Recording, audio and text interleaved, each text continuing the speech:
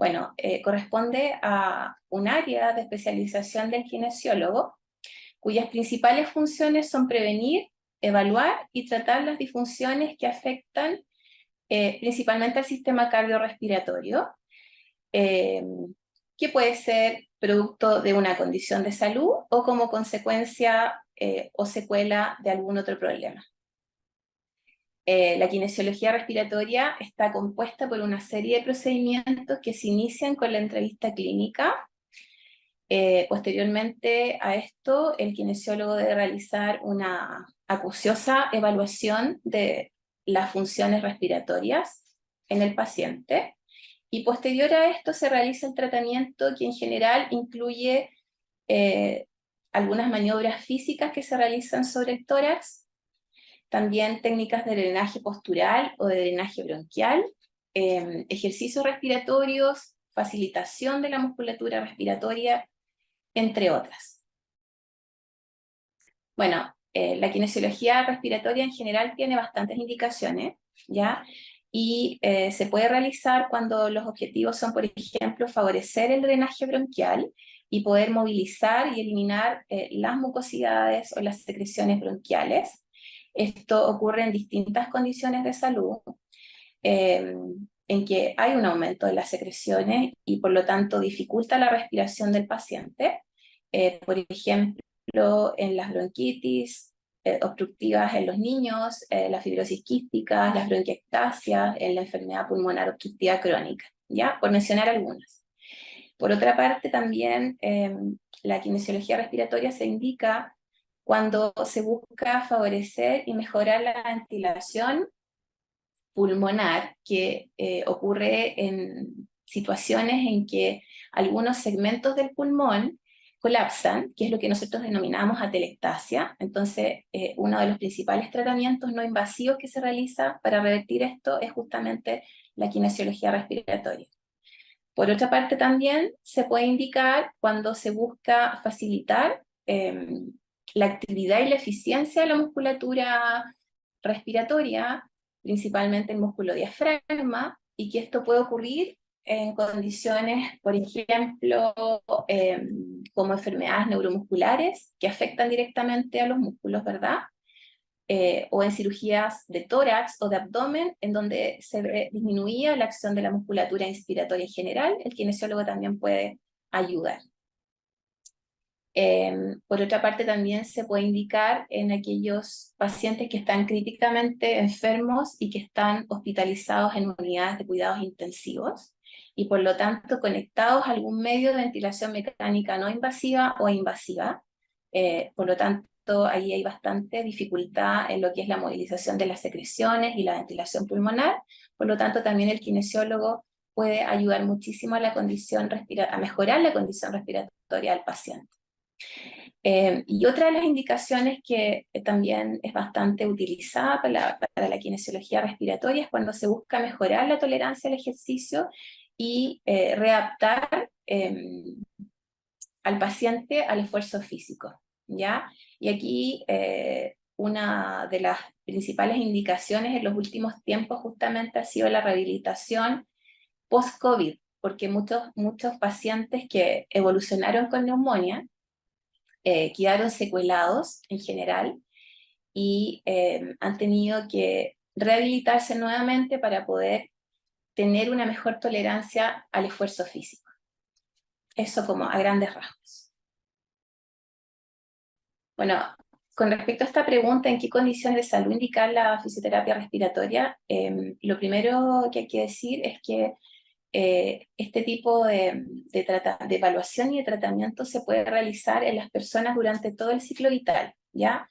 Partiendo o iniciando desde el recién nacido, lactante, niños, adolescentes, adultos y persona mayor. En general es bastante transversal, hay algunas diferencias en relación a las técnicas que uno utiliza, porque hay algunas que pueden ser utilizadas más en personas adultas o personas mayores, sin embargo no se realizan en lactantes, porque la evidencia nos ha mostrado que no hay muchos beneficios, pero es bastante transversal, como les dije.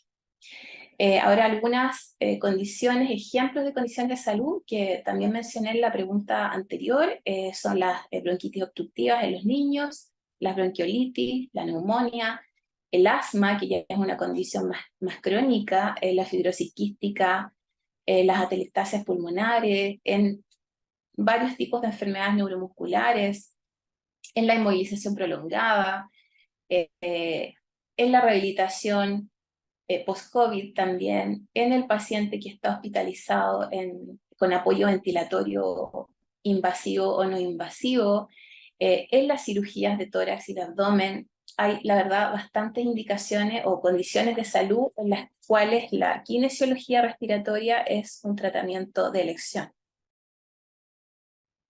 Bueno, aquí con respecto al rol del kinesiólogo, que trabaja más en el área respiratoria, justamente ser el profesional del equipo de salud, que va a estar encargado de evaluar las funciones del sistema cardiorrespiratorio y posterior a eso, a través de todo un proceso de razonamiento clínico, poder establecer un diagnóstico kinesiológico, ¿ya?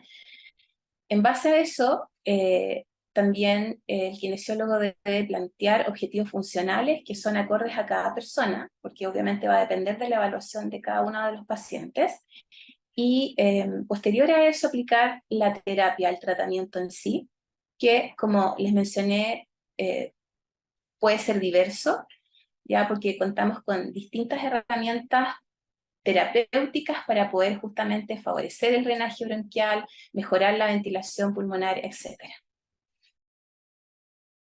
Ya, con respecto al tratamiento, este es bastante relativo, ¿ya?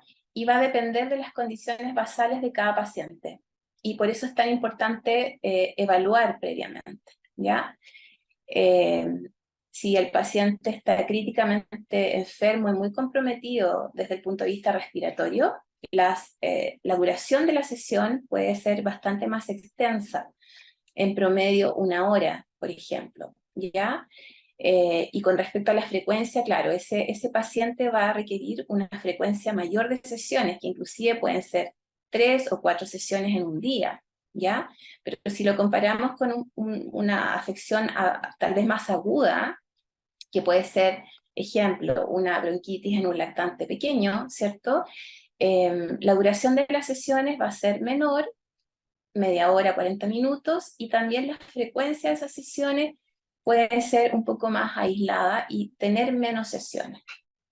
Así que esto depende mucho de la persona, de sus condiciones basales, de su diagnóstico y cómo va evolucionando en el tiempo y si esta afección es aguda o es crónica. Ahora, también mencionar que es importante que el kinesiólogo trabaja dentro de un equipo de salud, ¿ya?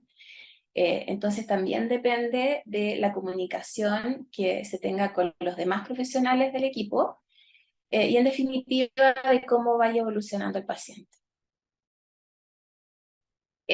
Por supuesto, el paciente va a mostrar algunas, digamos, avances y mejorías que son un poco subjetivos, dependen de cómo la persona los viva, ¿no?